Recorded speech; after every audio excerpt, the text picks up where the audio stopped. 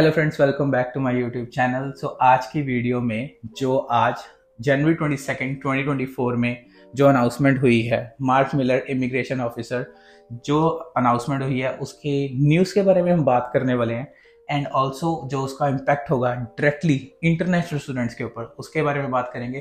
तो वीडियो को फटाफट स्टार्ट करते हैं without further day. Let's get started.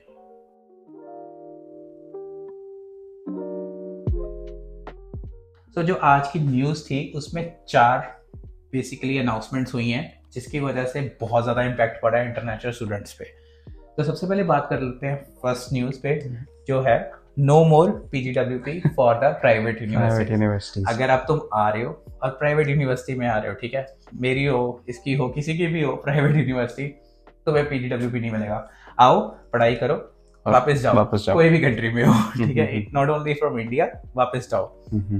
Right. तो इसका ये सरकार ने इसलिए करा है क्योंकि यहाँ पे क्या हो रहा है, प्राइवेट यूनिवर्सिटीज में बच्चों को अंधाधुंध बुलाया जा रहा है। अच्छा। फिर यहाँ पे उन यूनिवर्सिटी के पास रिसोर्सेज नहीं है, कोई क्लासेस नहीं लग रही, बच्चे घर बैठ रहे हैं एंड परेशान हो रहे हैं, ना पढ़ाई का कोई स्टैंडर्ड है। तो बस इसीलिए इस चीज को मेंटेन करने के लिए, थोड़ा रेगुलेट करने के लिए प्राइवेट यूनिवर्सिटीज में एडमिशन लेने का अब सरकार ने, हाँ जी, कोई फायदा नहीं है, बिकॉज वो अभी इस चीज पे देखेंगे एंड मोस्टली क्या होता है, डेफर हो रहे हैं। जेन इनटेक में आ रहा है भाई, एंड देन उसके बाद स्टूडेंट को कहा जा रहा है कि कॉलेज से कि भाई जेन इनटेक फुल हो गया के लिए डेफर करवा लो। So to regulate this step, this decision जो अभी आज का है, ये मेजर इम्पैक्ट डाल रहा है इंटरनेशनल स्टूडेंट्स पे।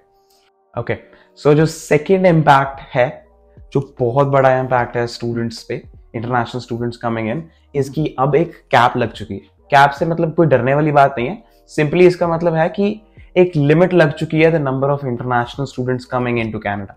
जैसे पिछले साल क्या हुआ, according to statistics, over 9-10 lakh बच्चे कनाडा में आए, बट इस साल इमिग्रेशन ऑफिसर ने एक 3,60,000 बच्चों की एक लिमिट लगा दी है कि इससे ज्यादा बच्चे, 3,60,000 से ज्यादा बच्चे कनाडा नहीं बुलाएगा।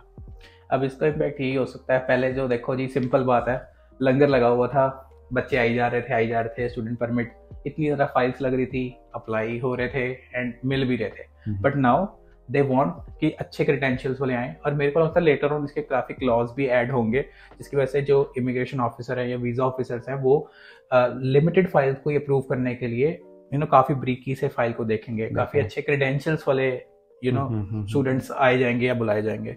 So this is the total impact for the second news. Okay, जो थर्ड मेजर न्यूज आई है वो है कि प्रोविंस बेस्ड परमिट एलोकेशन। तो इसका सिंपल मतलब है कि हर एक प्रोविंस को कनाडा में एक नंबर अलॉट करा जाएगा कि आप इतने ही इंटरनेशनल स्टूडेंट्स बुला सकते हो।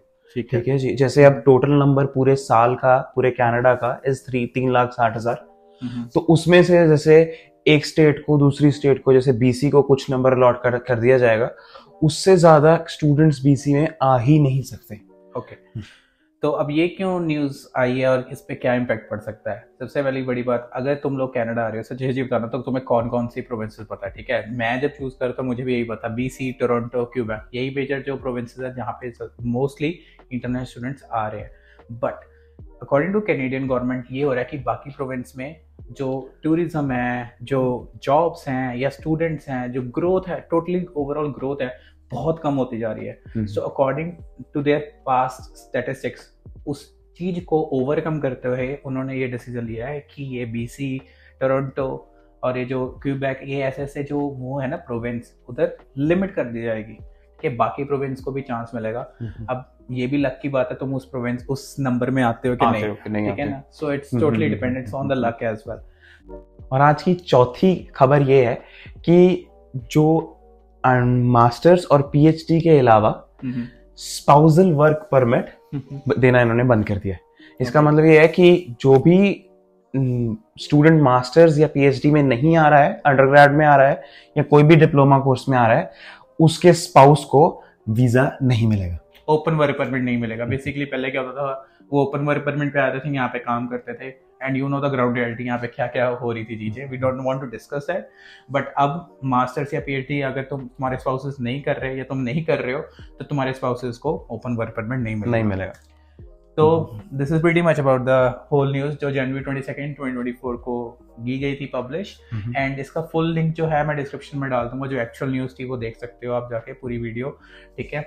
So also do let us know कि आप लोगों को ये जो डिसीजंस हैं कैसा लगता है, कि ये टेम्पररी होने वाले हैं कि ये परमानेंट रहेंगे, ठीक है। मुझे लगता है अमेंडमेंट्स होंगी, बट आज पता आज काफी दरवाजे बंद कर दिए हैं कनाडा ने। यस काफी दरवाजे बंद हो गए। पहले पूरा रेड कार्पेट बिछा होता था कि आते रहते थे, ठीक है, अब नहीं है। लंगर लगते रहते थे, अब नहीं है वैसा। So let's hope for the best. Also हमें बताना कैसी लगी ये वीडियो, and do subscribe for the future updates. We gonna see you in the next video. Till then take care and bye bye.